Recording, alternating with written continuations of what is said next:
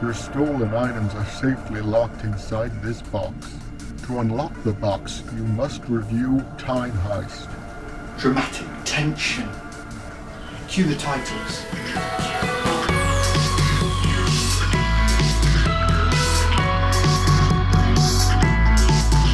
So, Series 8 is well underway, and I'm quite happy with what we've been given so far. Not one episode has felt and looked the same.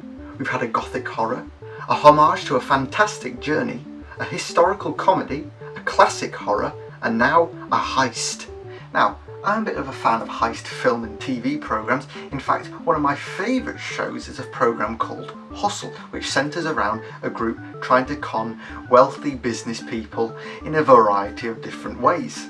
So, I was hoping this episode would play on some of the ideas you'd usually see in a heist, like an inside man, a distraction, trying to outsmart the antagonist, but with a Doctor Who spin. So did it? Well, I guess.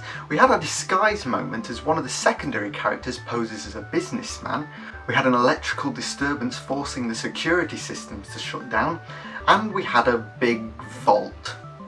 But apart from that, it seemed to be just them walking, talking and running down that same corridor that changes its colour every 5 minutes just to make you think that it's a different piece of set.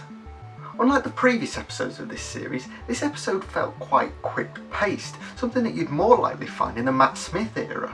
Less of the long dialogue scenes and more cutting between different characters using an array of flashy transitions. Though unfortunately these transitions are usually to show the characters moving from one ventilation shaft to another. You'd think the most secure bank in the galaxy would at least lock their vents. Steve Thompson returns for a third episode after what can safely be said a mixed 2 episodes. And this really does feel like it was written by Thompson. It has a big premise, but at the end it makes you feel like, is that it?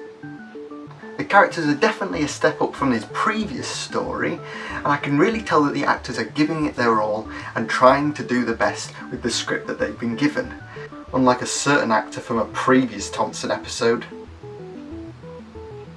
Keeley Hawes tries her best in this episode as this week's underused star, but unfortunately I felt the character was a bit two-dimensional and her characteristics only changed when the story needed her to. In the introduction to this episode, Stephen Moffat described her character as a very, very different villain. Different villain. Different villain. Different villain. Oh, and fans of the Stanley Parable game may have heard a familiar voice as Kevin Brighting played the bank computer. But the rest of us probably didn't realise because he wasn't credited. Now come on Dan, there must be more positives to this episode.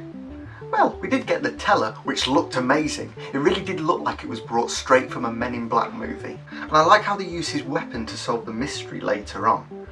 Although, at the end, it did remind me of a certain Series 7 episode. Unfortunately, there's only one symbol I could give this story. Beforehand, I was really looking forward to this episode. The idea of a heist-related story excited me. But by the end, I felt rather disappointed. I wouldn't say it was awful, but I feel if they played more with the elements of the genre and less with it being a typical futuristic episode of Who, then it would have fit with this series' aim to be different. And I'm sorry, but who's making the next time trailers at the moment? It's a bit difficult to take this series more seriously when they're still trying to shove "I am the Doctor" down your bloody throat! Listen is an answer to a question we've been asking for a long time.